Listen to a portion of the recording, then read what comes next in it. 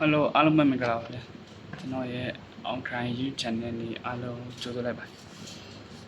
ဒီတစ်ပတ်တော့ဒီကျွန်တော်တို့ Premier League ပွဲစဉ်32မြောက်ပွဲစဉ်ဖြစ်တဲ့ဒီ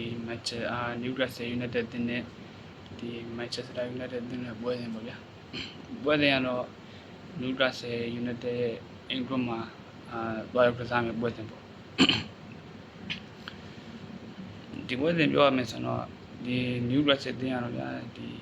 အစင်ကမှာရက်တည်နေပြီးတော့ရမှတ်53မှတ်နဲ့အစင်ကမှာရက်တည်နေပါတယ်ကျွန်တော်တို့ Manchester United တင်ရတော့ရမှတ်38မှတ်နဲ့အစင်73မှရက်တည်နေဒီနောက်ဆုံးတွေ့ဆုံမှု9ချိန်ပြောရမယ်ဆိုရင် Newcastle တင်ရ4ချိန်ထိနိုင်ထားပြီးတော့ကျွန်တော် Manchester United တင်ရ2ချိန်ပဲနိုင်ထားတာတွေ့ရပါတယ်ကျွန်တော်လည်းဒီပွဲကိုနည်းနည်းသုံးသပ်မယ်ဆိုတော့ဒီပွဲ Newcastle ပဲ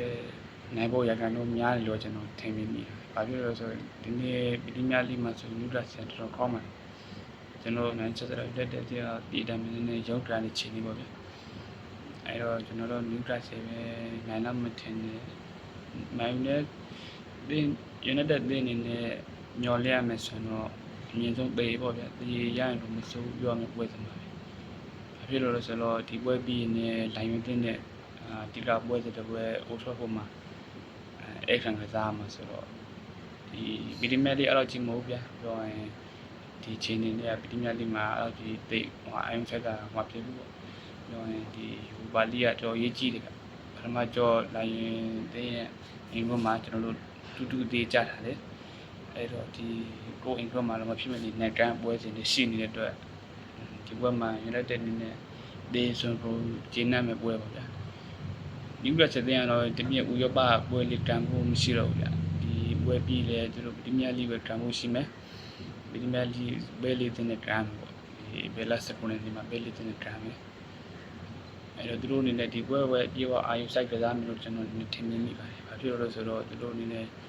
ရောပဝင်ကိုနဲ့တနေရာလိုချင်တဲ့အတွက်ပေါ့အဲ့လိုဖြစ်မှထင်တယ်ဒီလူစင်းုံခံမှမယ်ဆိုတော့ကျွန်တော်တို့ United တင်နေနဲ့တော်များအပြောင်းလဲလေးလှုပ်လာနိုင်မှကျွန်တော်ထင်နေဗျဒီလူများချန်မလာဘူးနော်ဒီပြီးယူပါလေးလဲတန်ဖို့ရှိတဲ့အတွက်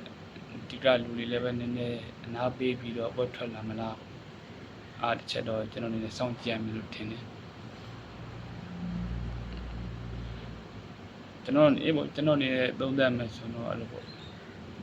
နောက်ဆုံးအနေနဲ့ပွဲရလက်ဟောဖြစ်မယ် Newcastle အနိုင်လို့ပဲကျွန်တော်နိုင်တော့မဟုတ်မရှုံးနိုင်ဘူးထင်တယ်ပဲကျွန်တော်မှတက်တဲ့တင်တဲ့ရရင်ကျင်းတဲ့ပွဲတွေမှာအားလုံးကျေးဇူးတင်ပါတယ်ကျေးဇူးပေးကြတဲ့အားလုံးဘေးရပေါင်းပြည့်ကြပါစေအားလုံးဆက်ချမ်းသာပြီးတော့ကြပါကျွန်တော်လည်းဆုတောင်းပေးပါတယ်